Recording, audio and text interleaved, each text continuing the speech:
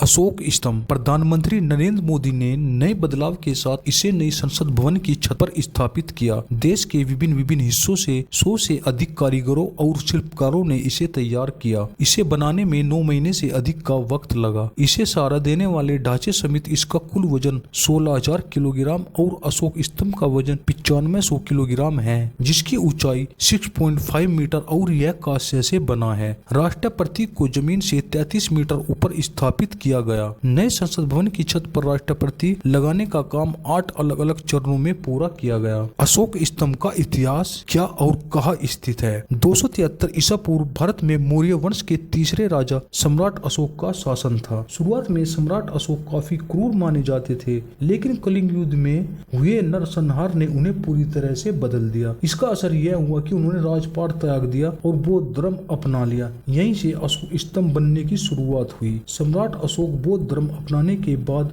उसके प्रचार में जुट गए। 3 वर्षों के बीच उन्होंने लगभग 84,000 स्तूपों का निर्माण करवाया, जिनमें सारनाथ का अशोक स्तंभ भी शामिल है। यही अशोक स्तंभ आजादी के बाद भारत के राष्ट्रीय प्रतीक के रूप में अपनाया गया। अशोक स्तंभ में 4 शेरों के इस्तेमाल की कहानी। भगवान बुद्ध को सिंह का पर्याय माना जाता है। बुद्ध के 100 नामों में से शाक्य सिंह, नरसिंह नाम का उल्लेख मिलता है। इसके अलावा सारनाथ में दिए भगवान बुद्ध के धर्म उपदेश को सिंह गर्जना भी कहते हैं। इसलिए बौद्ध धर्म के प्रचार के लिए शेरों की आकृति को महत्व दिया गया। भारत के राष्ट्रीय प्रतीक को सम्राट अशोक की राजधानी सारनाथ स्थित अशोक स्तंभ से लिया गया।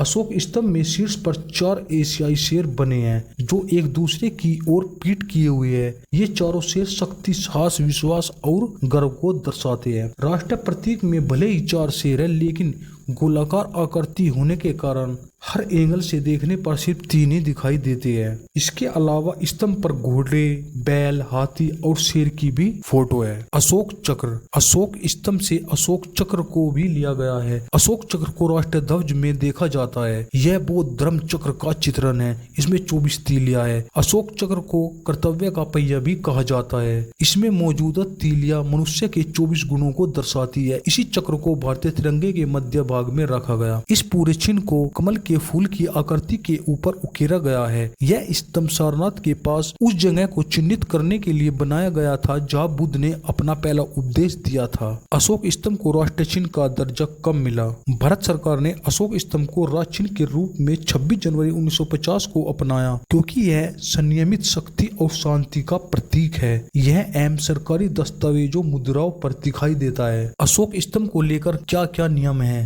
राष्ट्रीय चिन्ह अपनाने के साथ साथ उसको लेकर कुछ नियम भी बनाए गए, जैसे अशोक स्तंभ का इस्तेमाल सिर्फ संवैधानिक पदों पर बैठे लोग ही कर सकते हैं। इसमें भारत के राष्ट्रपति, उपराष्ट्रपति, प्रधानमंत्री, सांसद, विधायक, राज्यपाल, उपराज्यपाल और उच्च अधिकारी शामिल है। लेकिन सेवानिवृत्त होने के बाद कोई भी पूर्व अधिकारी बिना अधिकार के इस राष्ट्रीय चिन्ह का इस्तेमाल नहीं कर सकता। आम नागरिक भी इसका उपयोग नहीं कर सकते। ऐसा करने पर उसे 2 साल की कैद या 5,000 रुपए जुर्माना, फिर दोनों की सजा हो सकती है। ऐसे इंटरेस्टिंग वीडियो देखने के लिए लाइक करें और चैनल को सब्सक्राइब करें। जय हिंद, जय भारत, वंदे।